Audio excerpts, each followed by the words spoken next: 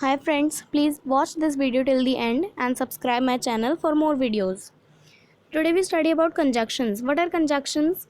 These are the words which join two sentences, phrases और clauses. Conjunctions वो होता है जो दो sentences को, clauses को या phrases को join करे. अब हमारे 3 टाइप्स की conjunctions होती हैं, coordinating, subordinating and correlative. अब सबसे पहले coordinating conjunctions वो होती हैं जो दो sentences को ऐसे join करे, मतलब उसमें जैसे दो सेंटेंसेस हैं तो वो जो दोनों सेंटेंसेस हैं वो हमारे सेम इम्पोर्टेंस के होंगे, मतलब उन दोनों की इम्पोर्टेंस सेम होगी। और सबऑर्डिनेटिंग में जो दो सेंटेंसेस होंगे उन दोनों की इम्पोर्टेंस अलग अलग होगी, मतलब एक की कम होगी या एक की ज़्यादा होगी। अब कोरिलेटिव जो होता है वो पेयर्स की तरह यूज़ होता है, सेंटेंसेस में पेयर्स की तरह, ठीक है।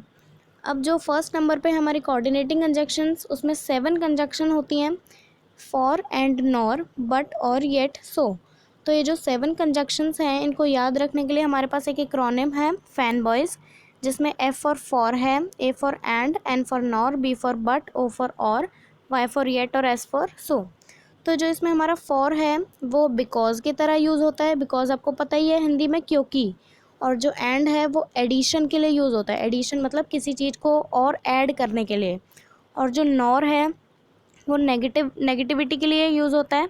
और जो बट है, बट मतलब लेकिन, और मतलब या, मतलब दोनों चीज़ों में से कोई एक चीज़ चूज़ करना, तो उसको और हम बोलेंगे, इंग्लिश में कंजक्शन होगी उसके लिए और। अब नेक्स्ट है येट। येट क्या होता है? येट मतलब जबकि, और सो मतलब इसलिए, ठीक है। तो अब हमारी सबऑर्डिनेटिंग कंजक्शंस। सबऑर्डिनेटिंग कंजक्शंस क्या होता है? देखो, मैनी इंडिपेंडेंट और dependent clauses begin with a subordinating conjunction. अब इसमें जो डिपेंडेंट क्लॉजेज होते हैं, आपको पता ही होगा कि सेंटेंसेस में जो कंजक्शंस होती हैं वो बीच में यूज़ होती हैं ज़्यादातर, लेकिन सबऑर्डिनेटिंग कंजक्शंस कुछ ऐसी होती हैं जो स्टार्टिंग में यूज़ होती हैं, बिगनिंग में सेंटेंसेस की। अब जो हमारी सबऑर्डिनेटिंग कंजक्शंस होती हैं वो डिपेंडेंट क्लॉजेस की तरह यूज़ होती हैं, और इनको हम डिपेंडेंट वर्ड भी कहते हैं, ठीक है। अब हमारा जो सबऑर्डिनेट वर्ड है उसका मतलब है सेकेंडरी, और सेकेंडरी मतलब किसी पर डिपेंड होना, तो इसीलिए वो सेकेंडरी आइडिया को भी शो करेंगी। जैसे कि अब हमारा सबऑर्डिनेट का मतलब है सेकेंडरी, तो सबऑर्डिनेट जो कंजक्शंस होगी वो सेकेंडरी आइडिया को भी शो करेंगी, ऑब्वियस सी बात है। अब इसके एग्जांपल्स हैं कुछ, because, since, when, while, although, even though, if, as, whereas. तो ये सारी हमारी सबऑर्डिनेट कंजक्शंस हैं। अब नीचे लास्ट पॉइंट है कि subordinate conjunctions create a relationship between clauses. Subordinate conjunction हमारे दो क्लॉजेज का रिलेशनशिप को शो करती हैं। अब रिलेशनशिप शो करती हैं कैसे? देखो, हमारे जो दो क्लॉज होते हैं वो एक होता है डिपेंडेंट, एक होता है इंडिपेंडेंट, तो वो दोनों में रिलेशनशिप हुआ कि नहीं, ठीक है। तो इसलिए सबऑर्डिनेट कंजक्शन रिलेशनशिप को शो करती हैं, और इसीलिए उनका यूज़ आगे होता है, ठीक है। और कभी कभी उनका यूज़ बीच में भी हो सकता है, लेकिन अगर आगे यूज़ हो रहा है तो आप समझ जाइएगा कि सबऑर्डिनेट है वो।